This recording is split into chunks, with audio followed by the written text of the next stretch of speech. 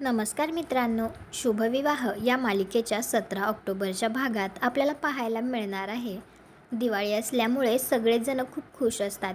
तर भूमी आकाशला म्हणत असते, 7 वर्षांपूर्वी रागिनी पटवर्धन नावाचा अंधार सरला आणि आपलं घर प्रकाशाने उजळून निघाला आकाश.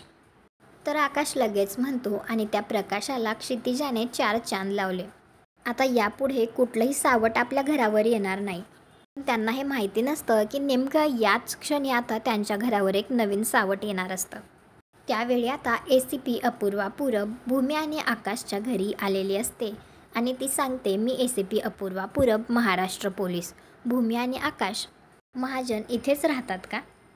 तुम्हाला काय वाटतं आता कोणतं नवीन सावट भूमी आणि आकाशवर आलं असेल? ते या सगळ्यात आता अडकतील का, की ते यातून बाहेर पडण्याचा प्रयत्न करतील आणि ते यातून बाहेर पडूसुद्धा शकतील? कॉमेंट करून नक्की सांगा. व्हिडिओला लाईक करा, आपल्या मराठी मालिका चॅनलला सबस्क्राईब करा. भेटू उद्याच्या भागात.